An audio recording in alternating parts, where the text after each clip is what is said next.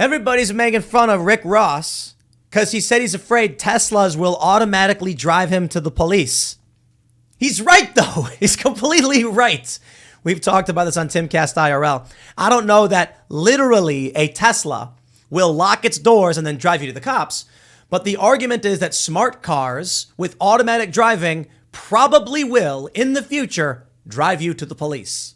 So everybody's acting like, Rick Ross saying this. I love this picture of him. He's like got his hands up like, like I'm not about this. People are acting like it's a crazy thing to believe. No, it's completely legitimate. Like in the future, with self-driving cars, they're saying that you're gonna have your Uber or rideshare app, Lyft or whatever, and there's gonna be no driver. You're gonna say, I want a car. Car's gonna pull up with no driver. The seats will both face each other, seat belts, and there's no steering wheel or nothing. You'll sit down, and the app will then direct the car to bring you where you need to go. Now, what happens if you get a warrant or an APB is put out, they want to question you, be on the lookout. What happens if you didn't even do anything wrong, but they want to bring you in? Now, normally you'd be like, call my lawyer, schedule a meeting. You get in the car, and then it starts driving, and then it says, hello, John. You were wanted for questioning at the 92nd precinct. Driving now. And then you're like, what? No, stop, no. Ain't gonna happen. The car is gonna bring you there. Now, that's a scary scenario for you. But look, you never know why you might get a warrant. You never know.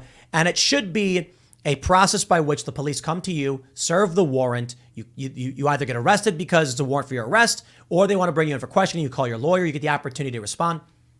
In the future, I guarantee this. You won't know you have a warrant. You'll get in the car and it'll be like, the car has no choice but to drive you out of the police. It'll happen.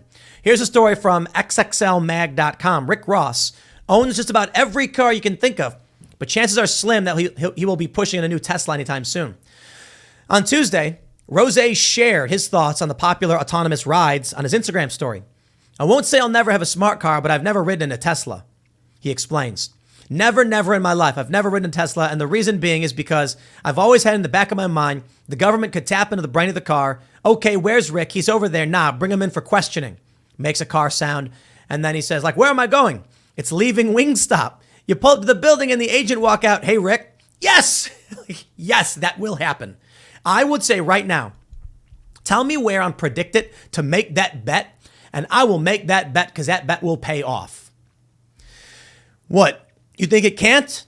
So if you get that MFer lock the door and take you where it want to go, you think you finna smoke a blunt? That bee will suck the Yes. Dude, look, you want to smoke a blunt in the car. I think in the modern day and age, it's basically going recreational, that if you smoke, you're not supposed to smoke while you drive, but if you're a passenger, look, man, we've rented limos for special events. You guys probably have as well. You can drink in the back. That was crazy to me. They had champagne and beer, and I'm like, we can drink in a vehicle, and it's like, yeah, you're in the passenger compartment. You're not driving. You're allowed to do that if you're not in the. I guess the issue with like a regular old sedan is that the beer can be accessed by the driver, can reach over, and you're not supposed to be drinking. But in these designated vehicles, you can drink in the back. I'm willing to bet. Here's the net benefit. When we go full self-driving car, we get all the cars people can drive. They're going to make it illegal. They're going to make permits. Basically, the way that National Firearms Act, the NFA, works, you want a car, they're going to say, okay, file with the federal government, get your stamps, go to the police department, or just use a robocar. I think that's where it'll go. And then what'll happen is every car is going to be fully self-driving. You will be able to drink and smoke in them.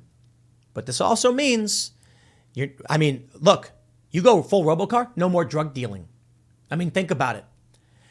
If we go full robocar and we outlaw drive cars where you drive, how are you going to pull up and do the deal? The car's tracking everything you do. It knows where you're going, knows where he's going. You're going to have to get a bike. If they even allow that either. That's a thing. It's going to eliminate a lot of criminal activity. People don't understand this.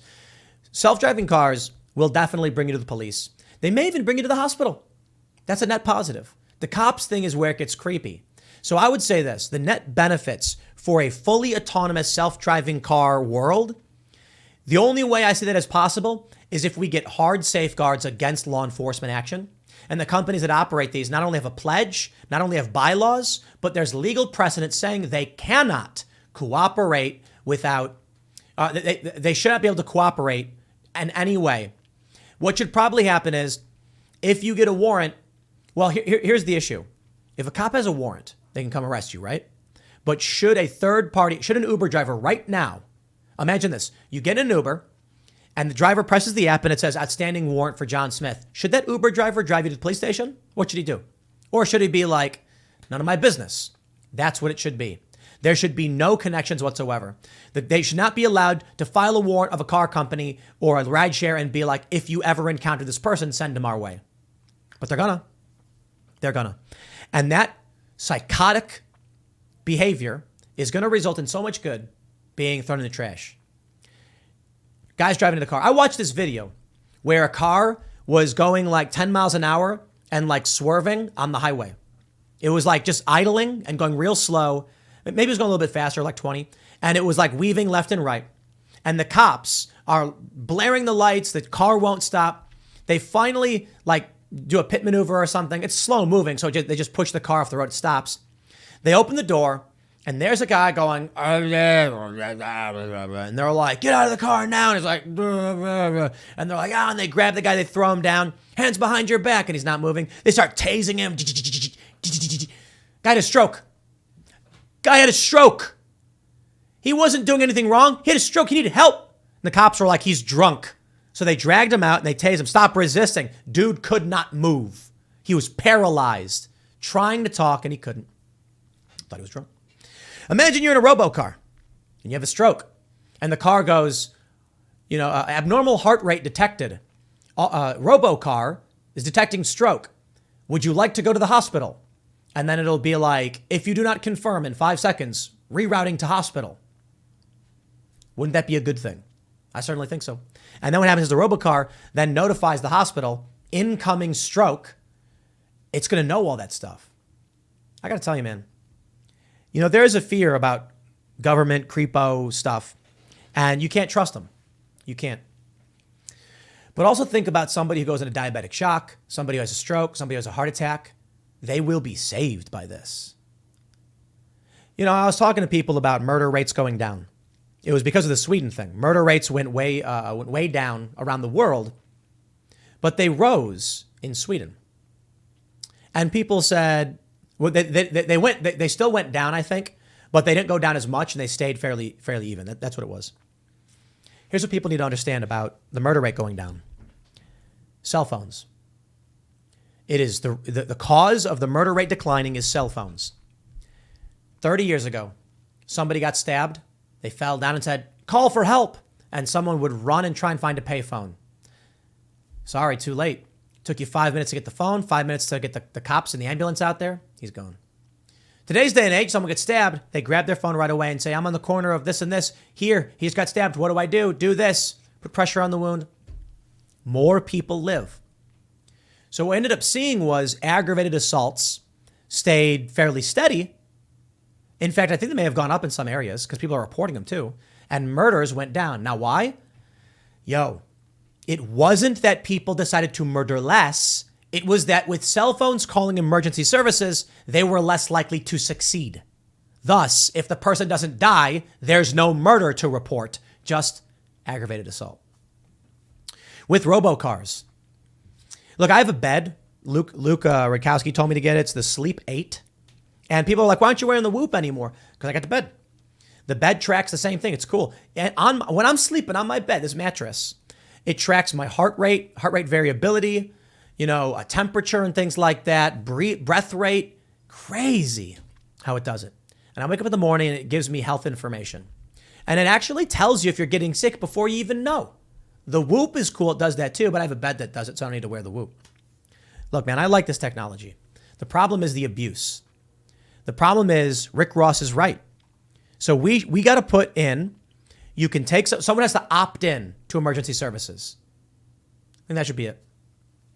But I don't know. It's tough. Let me know what you think. Because the question is, I don't think police should be able to make the car drive to them, but I think that will happen. That's bad. But I do think the car should drive you to the hospital if you're incapacitated or dying. How cool would that be? Imagine you're driving your car right now. You have a stroke, you crash. You're done. You know what's funny is Doctor Strange, 2016, I think it was. Benedict Cumberbatch he's the surgeon with the magic hands doing brain surgery. He's driving his car, spins out of control, crashes, hands get all busted up, and they didn't find him in time. If he was in a robo car, he never would have crashed. He never would have become. Oh, actually, that's probably. I guess for the Marvel universe, you needed Doctor Strange to save everybody with the. Anyway, I digress. Never would have happened to him. Maybe that's not a good thing. I don't know. It's a movie. You get my point, though. You wouldn't swerve out of control. We saw this video where a Tesla stopped on a highway, caused a massive pileup. But if every car was a robo car, they would all communicate with each other. You'd never see accidents again. You never say never. You'd see some, but it would dramatically reduce them. Here are my problems with it. The spying, the control, and what they will do is eventually outlaw your right and ability to move freely. You won't be able to run your own car. They will make it damn near impossible. I guess we'll see, man. But shout out Rick Ross. He's got it right. Next segment's coming up in a few minutes. Stick around and I'll see you all shortly.